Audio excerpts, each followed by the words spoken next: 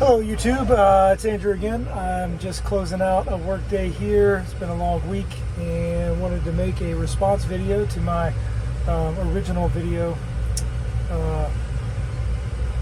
Excuse me, got people walking by looking at my weird truck. Wanted to make a response video to my original videos talking about oil filters. It's been kind of interesting watching the comments on these things. So first and foremost, I guess the video was made mainly for technicians, mechanics. Either they work for Toyota or work for an independent shop or another dealer that's servicing a Toyota. And the reason I made the video is the majority of these plastic oil filter housings that I see are over tightened. I see way more over tightened than under tightened ones. And that'll bring me to my first kind of talking point. A lot of what people are discussing in the comments and stuff is that, oh, well, this is over tightened. Well, I never said that it was over tightened. I implied it.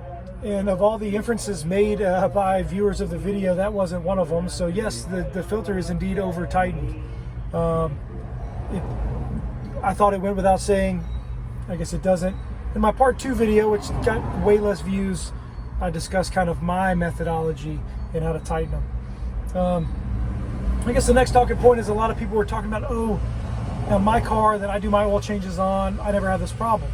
Well, hey, if you never have this problem, you're not over tightening your filters, or no one is over tightening your filters, and you don't need to use this technique. But put it in your back pocket and remember it in case you ever run across one, or you have to get a oil change somewhere else and somebody over tightens your filter, right? It's not necessarily for you. Another thing that I thought was kind of interesting was everybody just condemning the plastic housings, and I can't believe Toyota's doing this. Well, good news, and I brought this up in a bunch of comments that I replied to. Toyota's moved away from this design. A lot of new vehicles that Toyota's making, actually all new vehicles in North America that Toyota's making, don't have this oil filter design anymore. So thank goodness.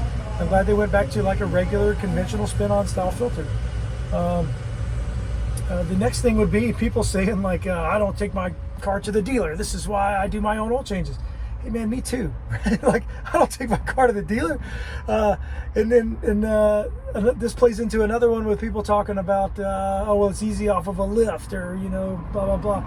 And I was a DIY guy a long time before I turned wrenches for a living. I've spent lots of hours on my back. Okay, so I get it. I feel your pain. But yeah, long before becoming a dealer tech, I still didn't take my cars to the dealer. And as far as condemning new cars and stuff like that, I don't know. There's stuff that I do and don't like about them. Also, I'm not just a Toyota fanboy all the time. I worked at Chevy before this.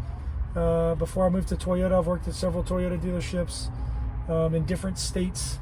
I'm not a lube tech. I'm a master diagnostic technician. I'm the highest level of certification that Toyota offers. I'm an ASE master and have ASE advanced certifications, which are required to be an MDT. Not that you know, participation equals experience, but it's just different.